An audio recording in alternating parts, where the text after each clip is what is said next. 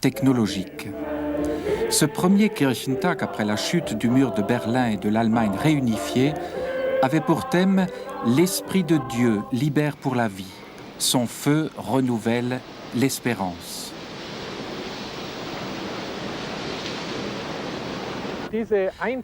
La particularité du Kirchentag est d'être à la fois une fête et un lieu de discussion et de controverse dans les forums, déclare Erhard Epler, le président laïque de ce Kirchentag.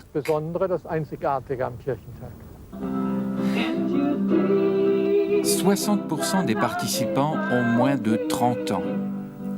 Il est vrai que les jeunes obtiennent sans façon un congé de leur école, de leur entreprise ou même de l'armée pour s'y rendre. L'expression musicale y tient une grande place. De nombreux chants sont spécialement créés pour cette occasion. Des orchestres et des groupes vocaux proposent des concerts ou alors permettent de souffler entre deux forums.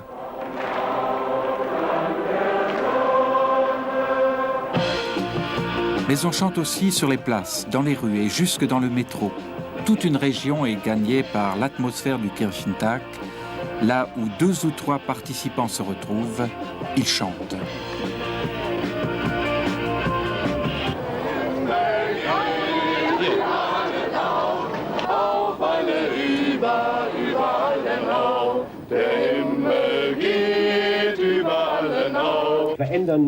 L'esprit libère pour la vie. Comment cela? Où cela? Qui cela? Demande un pasteur. Le programme du Kirchentag ne comporte pas moins de 3000 manifestations différentes en relation plus ou moins étroite avec le thème. Des cultes sur les places, dans les halls, dans les églises, des forums sur la difficile unité où les Allemands de l'Est et de l'Ouest, qui se croyaient frères, se découvrent comme des étrangers. On a beaucoup parlé de l'Europe à construire, de la responsabilité pour l'environnement, toujours avec des hommes et des femmes les mieux qualifiés pour traiter ces sujets. Chaque journée commence par une étude biblique avec quelquefois plusieurs milliers d'auditeurs pour laquelle les intervenants recourent à l'expression artistique pour faire passer le message. Réconcilier la foi et la culture a été l'un des leitmotifs de ce Kirchentag.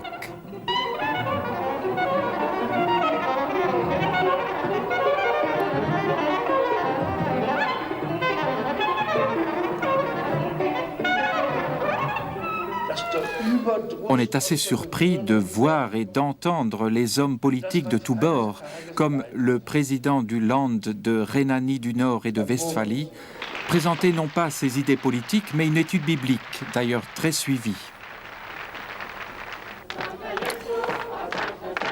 Une tradition au Kirchentag, le marché aux possibilités, Markt der Möglichkeiten. 560 stands où des groupes et des associations très divers présentent leurs activités et leurs projets. Beaucoup de succès pour l'information sur les sectes et autres mouvements religieux, pour le tiers-monde, pour la reconnaissance des homosexuels, pour l'engagement pacifiste. Même l'armée est présente pour défendre ses options. Un seul stand a représenté le protestantisme français, celui de la Mission populaire évangélique. Plus de 2000 participants étrangers s'étaient déplacés dans la Ruhr et parmi eux une centaine de protestants français. Présence très remarquée des représentants des pays de l'Est, des latino-américains, des Africains. Débat passionné sur l'opportunité de célébrer le 500e anniversaire de la colonisation de l'Amérique latine. Question d'un évêque à une députée du Brésil, Benedita da Silva. Est-ce que vous vous sentez pauvre à l'occasion du débat sur les relations nord-sud? Há tanta fome no meu país. Il y a tant de famine dans mon pays. Há tanta gente que é infeliz. Il y a tant de personnes qui sont malheureuses. Há criancinhas que vão morrer. Il y a tant d'enfants qui meurent. Há tantos velhos a padecer. Il y a tant de vieux qui souffrent. Milhões de olhos não podem ver. Des millions d'yeux ne voient pas. Milhões não sabem como escrever. Des millions ne savent pas écrire. Milhões de desempregados. Il y a des millions de chômeurs. Le Kirchentag s'achève le dimanche par un culte de Sainte-Seine qui rassemble 80 000 personnes. Sur tous les tons, en paroles, en gestes et en chants, il a été rappelé au peuple de l'Église que l'Esprit de Dieu libère de l'égoïsme, des injustices, de la guerre et de la pollution. Un message à traduire dans le quotidien de la vie, c'est là que sera récolté ou non ce que ce Kirchentag aura semé. Notre séquence Le Livre du mois sera présentée aujourd'hui par Valérie Manuel, une journaliste de notre chaîne qui a déjà collaboré avec notre équipe à l'occasion du film consacré aux conteurs bibliques. Merci Evelyne. Je vais vous présenter un jeune homme de 25 ans. Il est zaïrois, il est théologien, il est pasteur, il s'appelle Mulongo Mulunda Mukena. Ça veut dire ami du peuple. Alors il publie un livre de poèmes, Le souffle de la liberté, qui est déjà salué par les grands, c'est-à-dire Joël Schmitt, André Dumas par exemple. Et dans cette façon de vous exprimer en poésie, vous chantez, vous dites un bonheur que vous n'avez pas connu. Pourquoi vous ne l'avez pas connu? Je crois que mes grands-parents ont connu l'esclavage, mes parents la colonisation, et moi-même, j'ai croupi sous la dictature. Je crois que j'aspire à autre chose que ces choses-là. Donc c'est un besoin de lutter. Oui, c'est un besoin de lutte, de militance, vraiment de s'éclater, quoi. C'est un besoin de réveiller les autres aussi. Voilà. De réveiller, non seulement de me réveiller d'abord moi-même, de réveiller les autres, mais réveiller d'abord leur conscience, Oui. qui est très important. Alors, vous écrivez en vers parce que vous aimez les poètes.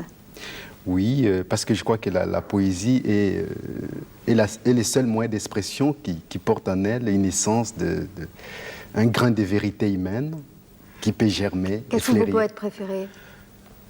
Oh, ils sont plusieurs, mais il y a René Char, qui n'est pas facile à comprendre, mais aussi François Villon, qui est un poète du XIVe siècle, surtout la Ballade des Pendus, Vous aimez la Ballade des Pendus, vous le relisez avec plaisir? Avec plaisir, parce que je crois qu'il relate un peu ce que nous, Africains, nous connaissons en ce moment. Vous dites que les pendus du Moyen-Âge, ça ressemble à la situation de l'Afrique? Oui. Ça ressemble un peu parce que, bon, il y a le problème de famine, tout le monde sait, il y a les problèmes socio-économiques, il y a les problèmes politiques avec les dictateurs et tout ça. Ça fait que nous vivons pas comme on devait vivre. Ouais. Voilà. Vous dites mon peuple est une vache maigre. Oui, mon peuple est une vache maigre, dans le sens que, bon, c'est vrai que ça porte tout de suite allusion à l'histoire de Joseph en Égypte, mais je crois que pour moi, c'est plutôt avec toute la grandeur du Zaïre, toutes ses potentialités économiques et minières. Je crois que le Zaïre est un grand au cœur de l'Afrique, mais un géant, je dirais, au pied d'argile, parce que son économie ne profite qu'à quelques individus et que sa politique n'est pas démocratique.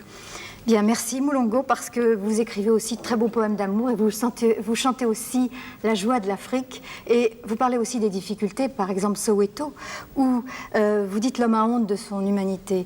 Et pour parler un peu encore de l'Afrique du Sud, je voudrais vous présenter maintenant Black Prière, qui est un livre de Zephania Kameta. C'est un évêque luthérien de Namibie. Alors la Namibie, c'est le dernier pays colonisé d'Afrique qui est indépendante depuis à peine 2 ans, depuis 89. Et Zephania est un militant actif contre le régime de l'oppression de l'Afrique du Sud qui occupait la Namibie. Cet évêque, dont l'action a largement contribué à l'indépendance, est maintenant vice-président du Parlement. Mais Zephania est aussi poète, et Black Prière, c'est un recueil de textes qui témoignent de sa vie, de sa lutte et de sa foi. Il reprend la tradition ancienne de paraphraser les psaumes, et il montre, comme Mulongo, une Afrique debout, une Afrique ancrée dans ses racines, une Afrique forte qui utilise la parole et qui, avec cette force, réussit à s'affirmer. Alors Black Prière, prière noire, c'est traduit par Jacques Fischer, à qui j'ai emprunté quelques éléments de biographie, et par Ursula Poirot. C'est aux éditions Cana, et vous pouvez vous le procurer à la Mission Intérieure, au 22 rue des Archives, à Paris, dans le 4e. Merci Valérie. Des images venues d'Alsace pour une interview de Gérard Merminot, récemment chargé par les églises d'Europe d'assurer une présence chrétienne auprès des institutions européennes. Pour construire l'Europe, les églises sont de la partie. Depuis janvier, un réformé est à plein temps secrétaire exécutif de la Commission œcuménique européenne. Un travail d'écoute. C'est d'être l'oreille des milieux protestants et anglicans auprès des différentes institutions européennes. Pour moi, à Strasbourg, le Conseil de l'Europe, le Parlement européen et aussi tout ce qui touche les droits de l'homme. C'est ainsi une courroie de transmission qui transmet aux différents milieux protestants et anglicans d'Europe ce qui se passe ici dans les institutions européennes. Concrètement, quelles sont vos activités? D'une part, c'est de suivre les travaux du Parlement européen qui siège ici une fois par mois, d'éplucher les procès-verbaux, d'assister aux séances quand on peut y être, et ensuite de reprendre et résumer ce qui s'est dit au niveau des séances parlementaires, de même avec les différents services du Conseil de l'Europe.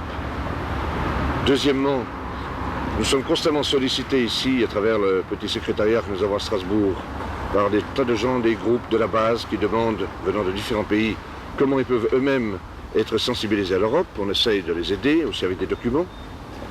Et en troisième lieu, par un bulletin d'information en 3 langues, français, allemand, anglais, que nous allons publier dès le mois de septembre, en liaison avec Bruxelles, et avec lequel nous allons donc essayer d'arroser l'ensemble des milieux protestants et anglicans d'Europe occidentale pour les informer régulièrement de ce qui se passe ici à Strasbourg et à Bruxelles. Gérard Merminot, quel est votre plus grand espoir pour les églises de demain en Europe? C'est qu'elles ne laissent pas passer le rendez-vous de janvier 93 et ceux qui suivront, en laissant uniquement aux politiciens le soin de prévoir ce qui va se vivre dans cette unité de 440 millions d'habitants, qu'elles soient engagées à fond là-dedans et que nous apprenions aussi à nous supporter les uns les autres dans nos différences, non pas tant comme une espèce de souffrance, mais un enrichissement considérable à cause des différences culturelles qui existent à travers le sud et le nord, l'est et l'ouest de cette Europe qui se construit, et où nous soyons partie prenante avec d'autres, non pas dans un monopole, mais précisément dans un souci de participer à quelque chose qui est notre affaire commune, l'Europe.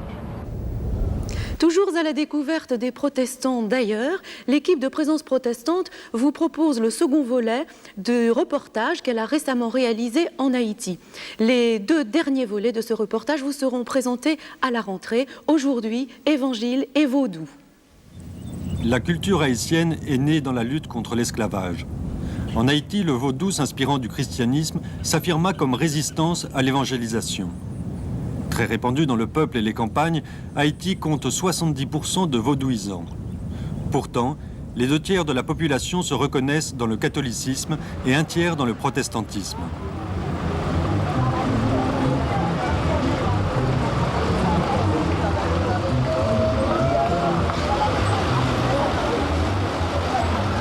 L'utilisation du vaudou par l'ancien régime du dictateur Duvalier en fait une religion qui ne s'affiche plus. Aujourd'hui, le président d'Haïti est un prêtre. Partout, des versets et des noms bibliques fleurissent. Mais peut-on dire que le peuple haïtien est profondément imprégné par l'Évangile? Je ne dirais pas qu'il est imprégné par l'Évangile, je dirais plutôt que ce peuple est intéressé à l'Évangile parce qu'il pense que l'Évangile peut le protéger. C'est ainsi que quand quelqu'un se convertit à l'Évangile, ce n'est pas tellement parce qu'il a compris le message évangélique que parce qu'il pense que quand il devient protestant, quand il entre dans une église protestante, il entre comme dans un sanctuaire pour se cacher, pour se protéger. Parce que dans le vaudou, on a beaucoup peur. On a peur des esprits, on a peur du voisin. Et c'est ainsi qu'un Ongan disait à Métro, le grand ethnologue, si vous voulez que les esprits vous laissent tranquille, faites-vous protestants. Alors justement, quel est le rôle des protestants dans cette évangélisation? Alors dans cette évangélisation, les protestants jouent un rôle très important parce que eux, ils vont directement au peuple et ils présentent le message au peuple. Dès que quelqu'un se convertit, on lui fait comprendre que quelqu'un qui se convertit entre dans le peuple de Dieu, devient membre du peuple de Dieu, mais qu'il y a un double mouvement qui doit se faire. On est appelé hors du monde, on est envoyé vers le monde.